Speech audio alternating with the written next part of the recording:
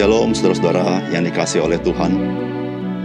Kita patut bersyukur kepada Tuhan ketika kita boleh mengenal Yesus Kristus adalah juru selamat kita dan Tuhan kita. Dan semuanya itu bukan karena kelebihan kita tentunya. Namun memang Tuhan Allah menyediakannya agar kita bisa mengenal juru selamat di dalam hidup kita. Itulah kemurahan dan anugerah Tuhan yang begitu besar bagi kita. Salam jumpa dalam program Tuhan adalah Gembalaku.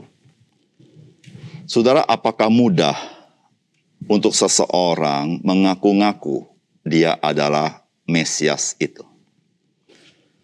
Saudara, sesungguhnya seorang Mesias itu harus memenuhi banyak aspek sehingga dia boleh nyata dia adalah seorang Mesias.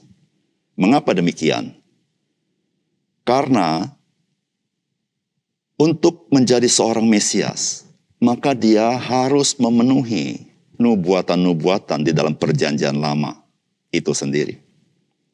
Dan tahukah saudara, nubuatan tentang Mesias dalam perjanjian lama minimal ada 40 aspek. Atau setidaknya bisa 60 nubuatan tentang Mesias.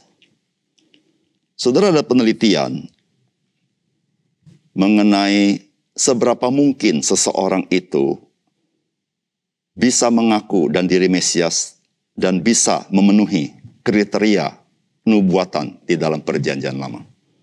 Maka seorang yang bernama Profesor Stoner, dia menghitung ilmu probability. Jikalau hanya memenuhi 8 nubuatan saja, maka saudara, seberapa besar kemungkinannya? Maka beliau menulis, kemungkinannya adalah 1:10⁻17. Saya tidak tahu 10⁻17 bagaimana menyebutnya. Bagaimana untuk menggenapi 40 nubuat? Saudara, pasti jauh lebih besar daripada itu. Maka pertanyaan timbul dalam hati kita. Mengapa sampai sebegitu banyak nubuat secara detail tentang Mesias? Saudara, karena Yesus Kristus hanya satu-satunya jalan untuk setiap manusia bisa diselamatkan. Sehingga Tuhan menyiapkan secara detail supaya manusia bisa mengenal juru selamat itu.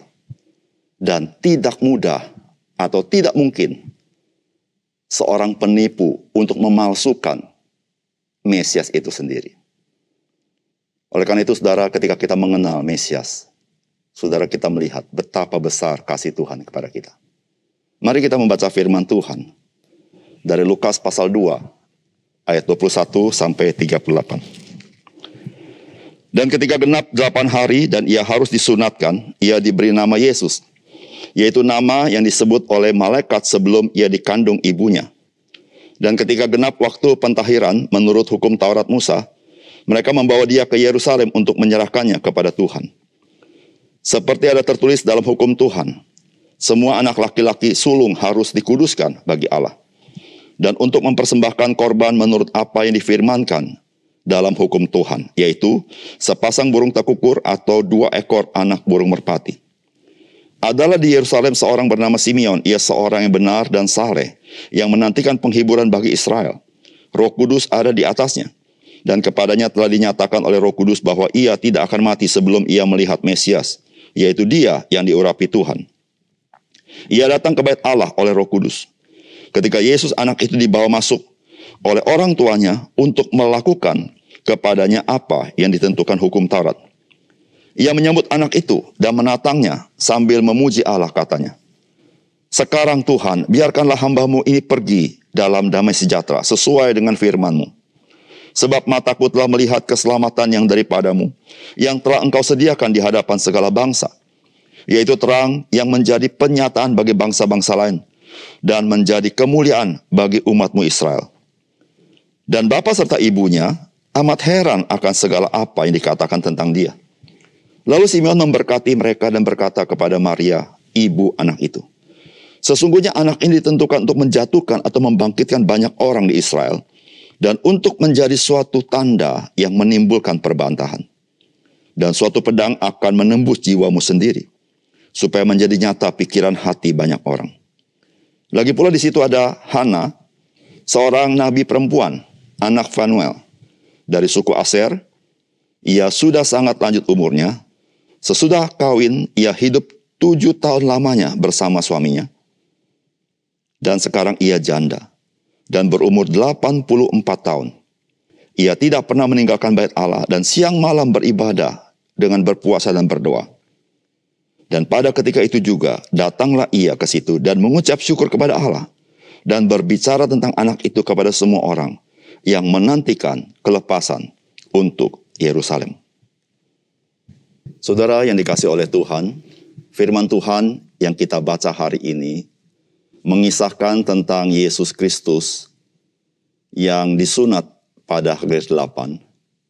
Dan lalu ia juga mengikuti tata cara bagaimana seorang anak laki-laki secara religius dibawa ke bait Allah, yaitu di Yerusalem.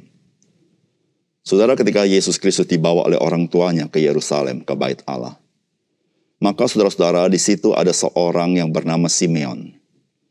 Simeon ini adalah seorang yang menantikan akan kelepasan bagi umat Tuhan. Atau dengan bahasa lain, seorang yang menantikan Mesias. Dan dia telah dipastikan oleh Tuhan bahwa dia tidak akan meninggal dunia sebelum matanya melihat akan Mesias itu sendiri. Nah, saudara, Alkitab berkata ketika Yesus berada di bait Allah, maka Alkitab berkata Simeon yang oleh Roh Kudus dia datang ke bait Allah itu. Nah, saudara, melalui dia menceritakan dan memaparkan inilah Mesias yang dinantikannya itu. Demikian juga saudara-saudara, di sana ada seorang nabiah yang bernama Hana yang sudah 84 tahun. Saudara, Hana pun menceritakan tentang Yesus Kristus. Saudara, apa yang terjadi dengan Simeon dan Hana? Pengetahuan mereka berdasarkan penyataan Allah yang sifatnya supranatural. Sehingga mereka bisa tahu Yesus Kristus adalah Mesias itu sendiri. Saudara, apakah pesan firman Tuhan bagi kita?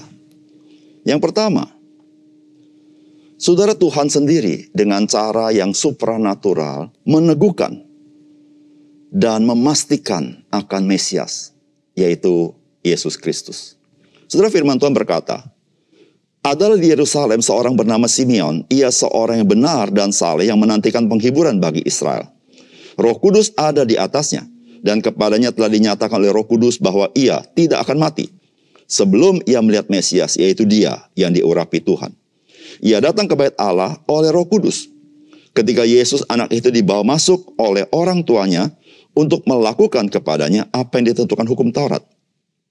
Ia menyambut anak itu dan menatangnya sambil memuji Allah, katanya, sekarang Tuhan, biarkanlah hambamu ini pergi dalam damai sejahtera sesuai dengan firman-Mu, sebab mataku telah melihat keselamatan yang daripadamu. Ayat 36. Lagi pula di situ ada Hana, seorang nabi perempuan, anak Fanuel, dari suku Aser. Ia sudah sangat lanjut umurnya. Sesudah kawin ia hidup 7 tahun lamanya bersama suaminya, dan sekarang ia janda dan berumur 84 tahun. Ia tidak pernah meninggalkan bait Allah, dan siang malam beribadah dengan berpuasa dan berdoa. Dan pada ketika itu juga datanglah ia ke situ, dan mengucap syukur kepada Allah, dan berbicara tentang anak itu, kepada semua orang yang menantikan kelepasan untuk Yerusalem. Saudara yang dikasihi Tuhan, peristiwa yang kita baca ini adalah sesuatu yang sangat luar biasa, bukan? Kita tahu ketika Yesus lahir, maka saudara-saudara, Tuhan memberitakan itu pertama kali adalah kepada para gembala. Dan para gembala itu dipakai Tuhan untuk menyatakan kebenaran Tuhan mengenai Mesias. Ia sampaikan kepada orang-orang yang mungkin hadir pada tempat di mana Yesus ada, yaitu masih bayi itu di dalam palungan, dan juga kepada orang tuanya. Di situ saudara-saudara orang tuanya terheran-heran. Karena apa yang disampaikan gembala itu nyata dari penyataan Allah kepada mereka. Namun kemudian saudara-saudara, di dalam peristiwa ini Tuhan memakai Simeon dan Hana untuk menyampaikan siapakah Yesus Kristus. Sedangkan Simeon dan Hana tidak pernah terinformasi siapakah Yesus. Karena mereka baru pertama kali berjumpa dengan bayi Yesus ini. Tetapi saudara-saudara, Simeon bisa tahu. Alkitab berkata, Simeon datang ke bait suci oleh Roh Kudus. Dan saudara-saudara, bagaimana Simeon dan Hana bisa mengetahui siapakah Yesus? Saudara, mereka mendapat pengetahuan itu melalui pertolongan Tuhan secara supranatural. Saudara yang kasih dalam Tuhan, mengapa Tuhan memakai begitu banyak orang untuk mengkonfirmasi Yesus Kristus adalah Mesias? Saudara, supaya manusia boleh tahu siapakah Mesias yang sesungguhnya. Setelah sekian banyak nubuat dalam perjanjian lama. Dan ketika Yesus datang, Allah mengutus pendahulu sebelumnya, yaitu Yohanes Pembaptis, untuk mewartakan siapa Yesus. Namun bukan itu saja. Allah juga memakai Simeon dan Hana untuk menyampaikan kepada orang lain telah datang Mesias ke dalam dunia ini. Saudara yang kasih dalam Tuhan, seluruh apa yang Allah lakukan untuk seorang Yesus Kristus, saudara memberitahukan kepada kita betapa penting engkau dan saya perlu mengenal Yesus Kristus. Saudara, jika Yesus Kristus tidak terlalu penting, tidak terlalu krusial, maka Allah tidak perlu melakukan sedemikian detail tentang seorang Mesias. Yang kedua, saudara, firman Allah hari ini memberitahukan kepada kita bahwa keselamatan atau hidup kekal itu adalah di dalam Yesus Kristus. Saudara, ini dikatakan firman Allah. Ia menyambut anak itu dan menatangnya sambil memuji Allah, katanya, sekarang Tuhan, biarkanlah hamba-Mu ini pergi dalam damai sejahtera sesuai dengan firman-Mu. Sebab mataku telah melihat keselamatan yang daripada-Mu, yang telah Engkau sediakan di hadapan segala bangsa, yaitu terang yang menjadi penyataan bagi bangsa-bangsa lain dan menjadi kemuliaan bagi umat-Mu Israel. Saudara, menarik sekali apa yang dikatakan oleh Simeon. Ketika dia menatang bayi Yesus, maka dia berkata apa? Dia berkata bahwa mataku telah melihat keselamatan yang daripada-Mu. Saudara yang kasih dalam Tuhan, ketika dia melihat Yesus, dia menatang Yesus, dia berkata dia melihat keselamatan yang daripada Tuhan. Maka saudara-saudara, keselamatan itu berada di dalam Yesus Kristus. Itu yang mau disampaikan oleh Simeon. Dan saudara-saudara yang kasih dalam Tuhan, sangat indah sekali apa yang dikatakan Simeon. Bahwa keselamatan di dalam Yesus Kristus bukan hanya berlaku bagi orang Israel. Tetapi keselamatan itu adalah untuk bangsa-bangsa lain, seluruh dunia ini. Dan saudara, hal ini membawa kemuliaan bagi bangsa Israel. Karena dari bangsa Israel lah Tuhan menyediakan juru selamat. Saudara yang kasih dalam Tuhan, Yesus Kristus bukan semata-mata memberikan keselamatan. Yesus Kristus bukan semata-mata mengajarkan keselamatan.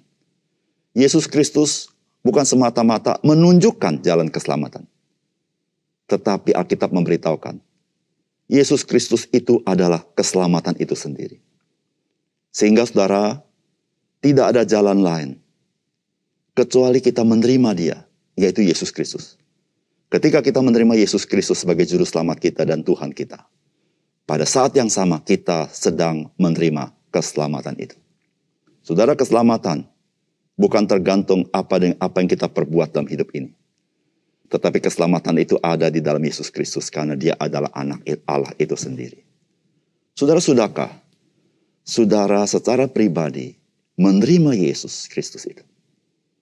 Ketika engkau menerima Yesus Kristus itu, seperti Simon katakan, engkau menerima keselamatan yang daripada Tuhan. Terpujilah nama Tuhan. Mari kita berdoa. Bapa surga, terima kasih untuk kebenaran firman-Mu. Biarlah bagian firman-Mu yang kami baca menolong kami, mencelikkan mata rohani kami. Betapa penting di mata Tuhan kedatangan Yesus Kristus. Sehingga ya Tuhan, apa yang begitu penting di mata-Mu haruslah menjadi penting dalam hidup kami. Karena di dalam Yesus Kristus, keselamatan itu diberikan kepada kami. Tuhan, terima kasih untuk firman Tuhan. Biarlah firman-Mu meneguhkan iman kami, sehingga kami boleh menjadi orang-orang percaya yang semakin mengenal Yesus Kristus dan hidup semakin serupa dengan Engkau. Terima kasih Tuhan. Dalam nama Tuhan Yesus kami berdoa. Amin.